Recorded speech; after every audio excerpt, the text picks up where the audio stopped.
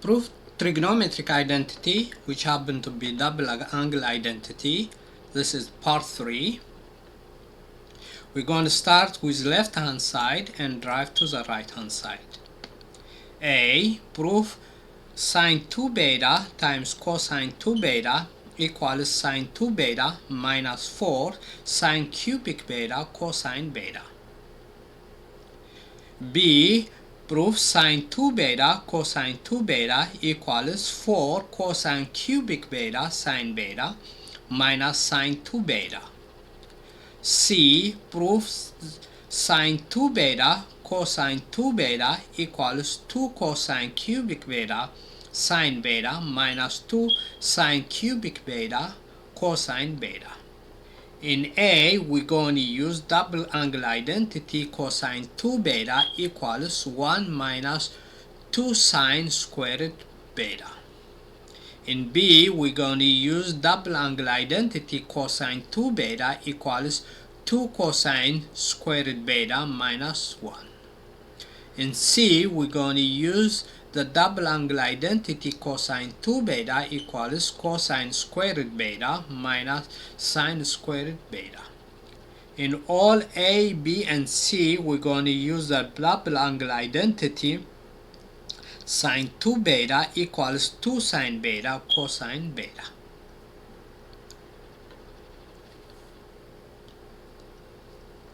Here it is. Prove trigonometric identity double angle identity, which is part 3. We're going to start with left hand side and drive to the right hand side. A. Prove sine 2 beta cosine 2 beta equals sine 2 beta minus 4 sine cubic beta times cosine beta. We're going to use cosine 2 beta equals 1 minus 2 sine squared beta, which is double angle identity. And we're going to use sine 2 beta equals 2 sine beta cosine beta, which is a double angle identity. B. Prove that sine 2 beta cosine 2 beta equals 4 cosine cubic beta sine beta minus sine 2 beta.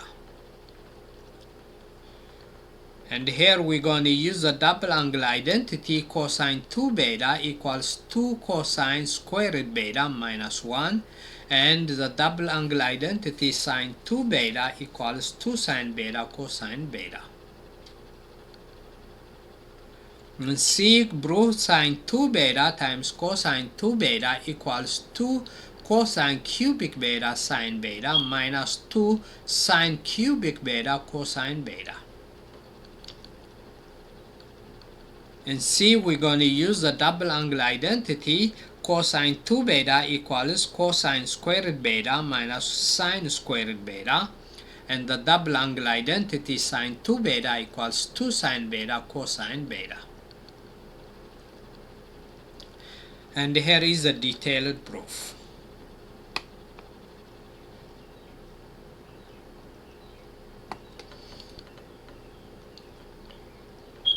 Start with left hand side, and we're going to use the double angle identity cosine 2 beta equals 1 minus sine squared beta, and the sine 2 beta equals 2 sine beta cosine beta. The left hand side is sine 2 beta times cosine 2 beta. Sine 2 beta is 2 sine beta cosine beta. Cosine 2 beta is 1 minus 2 sine squared beta. Now if we multiply them, 2 sine beta times cosine beta times 1 is 2 sine beta cosine beta.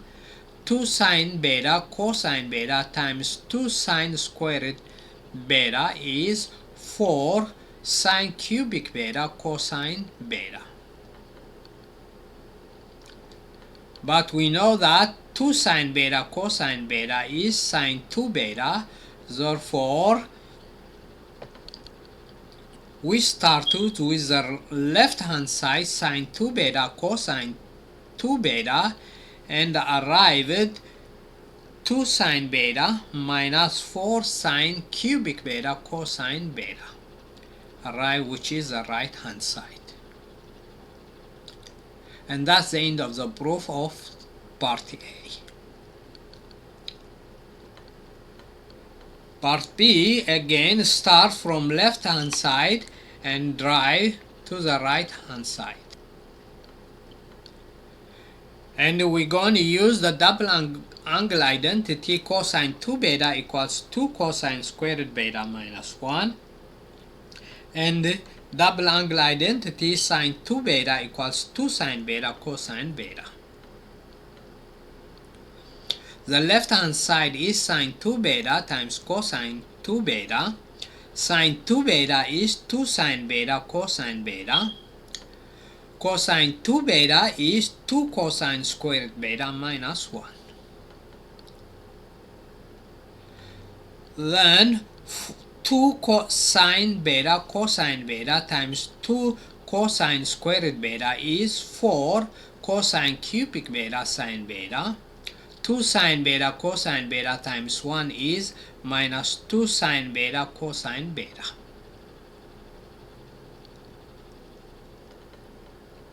But we know that 2 sine beta cosine beta is sine 2 beta.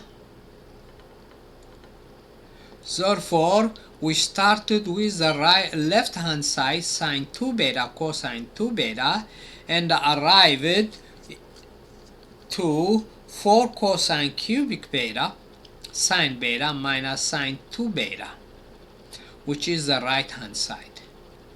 And that's the end of the proof of part B. For C, we're going to start from left hand side